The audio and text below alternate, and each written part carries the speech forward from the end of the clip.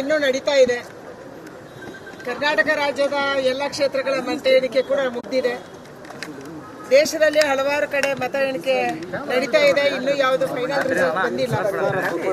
ನನ್ನ ಕ್ಷೇತ್ರ ಬೆಂಗಳೂರು ಉತ್ತರದ ಫೈನಲ್ ರಿಸಲ್ಟ್ ಕೂಡ ಇನ್ನೂ ಬಂದಿಲ್ಲ. ಇನ್ನೂ ಸುಮಾರು 50,000 ಮತಗಳ ಕೌಂಟಿಂಗ್ ಬಾಕಿ ಇದೆ. ಅದಕ್ಕಾಗಿ ಕೊನೆಯ ಕ್ಷಣದ ಮತ ಎಣಿಕೆಯ ಸಂದರ್ಭದಲ್ಲಿ ನಾನು ಬಂದಿದ್ದೀನಿ.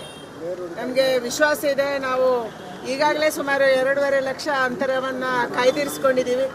ಇನ್ನೂ ಸ್ವಲ್ಪ ಹೆಚ್ಚಿನ ಅಂತರ ಕೌಂಟಿಂಗ್ ನಡೆಯುತ್ತೆ, ಅದರಲ್ಲೂ ಬರುತ್ತೆ ಅನ್ನುವಂಥ ವಿಶ್ವಾಸ ಇದೆ. ಮೇಡಮ್, ಸಂಪೂರ್ಣ ಮೆಜಾರಿಟಿ ಇಲ್ಲ ಈ ಬಾರಿ ಅನ್ನುವಂಥದ್ದು, ಜೊತೆಯಲ್ಲಿ ಬಿಜೆಪಿಗೂ ಕೂಡ ಕಡಿಮೆ ಹಂತದ ಸ್ಥಾನಗಳು ಲಭಿಸಿದೆ. ಸೊ ಹೀಗಾಗಿ ಇದು ಎಲ್ಲೊಂದು ಕಡೆ INDA ಒಕ್ಕೂಟ ಮತ್ತು NDA ಒಕ್ಕೂಟ ಎರಡೂಗಳು ಕೂಡ ಯಾರು ಇಂಡಿಪೆಂಡೆಂಟ್ಸು ಅಥವಾ ನಿತೀಶ್ ಕುಮಾರ್ ಆಗಿರ್ಬೋದು ಈ ರೀತಿ ಕರ್ಕೊಂಡ್ಬರುವಂಥ INDA ಎಷ್ಟು ಗೆದ್ದಿದ್ದಾರೆ ಅದು ನಮ್ಮ ಕಣ್ಮುಂದೆ ಇದೆ. NDA ಇವತ್ತು ಮೆಜಾರಿಟಿಯನ್ನು ಪಡೆದಿದೆ. ಇನ್ನೂ ಕೌಂಟಿಂಗ್ ನಡೀತಾ ಇದೆ. ಕೊನೆಯ ಹಂತದ ರಿಸಲ್ಟ್ ಇನ್ನೂ ಬರಬೇಕಾಗಿದೆ. ಆದರೆ ಈಗಾಗಲೇ ನಾವು 290 ದಾಟಿದ್ದೀವಿ. Minimum majority ಬೇಕಾಗಿರುವಂಥದ್ದು 272. ಈಗಾಗಲೇ NDA ನಾವು ಮುನ್ನಡೆಯನ್ನು ಕಾಯ್ದಿರಿಸಿಕೊಂಡಿದ್ದೀವಿ. ಸರ್ಕಾರ ರಚನೆ ಆಗುತ್ತೆ. ನರೇಂದ್ರ ಮೋದಿ ಅವರ ನೇತೃತ್ವದಲ್ಲಿ ಮತ್ತೊಂದು ಸಾರಿ 3ನೇ ಬಾರಿಗೆ ಸರ್ಕಾರ ಆಗುತ್ತೆ.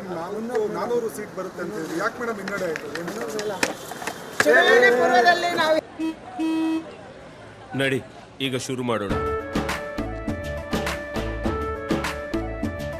ಕೇಸರಿಯಿಂದ ಮನೋಲ್ಲಾಸ ಮನಸ್ಸು ಮತ್ತೇರಿ ಕುಣಿದಾಡಿದೆ ನೋಡು, ಮನಸ್ಸು ಮತ್ತೇರಿ ಕುಣಿದಾಡಿದೆ ನೋಡು.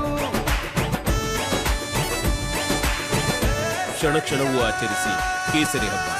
ವಿಮಲ್ ಬಾಯಲ್ಲಿ ಹೇಳಿ ಕೇಸರಿ. ಜನರನ್ನ ಹುರಿದುಂಬಿಸೋದಕ್ಕೆ ನಮ್ಮ ಚುನಾವಣೆಯ ಸ್ಟ್ರಾಟಜಿಯಾಗಿ ನಾವು ಹೇಳಿದ್ದೀವಿ.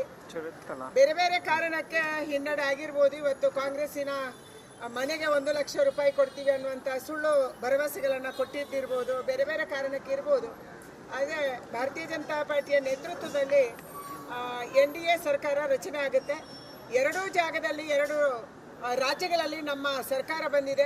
ಮೊದಲ ಬಾರಿಗೆ ನಮಗೆ ಬಹಳ ಖುಷಿಯಾಗಿದೆ. ಆಂಧ್ರ ಪ್ರದೇಶ ಮತ್ತು ಒರಿಸ್ಸಾದಲ್ಲಿ ಭಾರತೀಯ ಜನತಾ ಪಾರ್ಟಿ ಬಹಳ ದೊಡ್ಡ ಅಂತರದಲ್ಲಿ ಗೆದ್ದು ಸರ್ಕಾರವನ್ನು ರಚನೆ ಮಾಡ್ತಾ ಇದೆ. ಕೇಂದ್ರ ಸರ್ಕಾರ ಮತ್ತು 2 ರಾಜ್ಯಗಳ ಒಂದು ಸರ್ಕಾರ ಅದು ಭಾರತೀಯ ಜನತಾ ಪಾರ್ಟಿದು. ಅದಕ್ಕೆ ಆನಂದ ಆಗಿದೆ. ಮೇಡಮ್, ಮೋದಿ ಮತ್ತೆ ಪ್ರಧಾನಿ ಆಗ್ತಾರ? ಅದನ್ನ ಎಲ್ಲ MPಗಳು ಸೇರಿ ಡಿಸೈಡ್ ಮಾಡ್ತಾರೆ.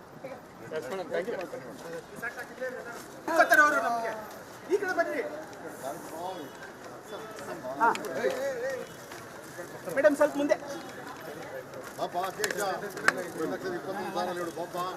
ಮೇಡಮ್, ಫೇಸ್ ಗಡ್ಡ ಸ್ವಲ್ಪ ಮೇಲೆ ಇಟ್ಕೊಳ್ಳಿ ಕೈನ.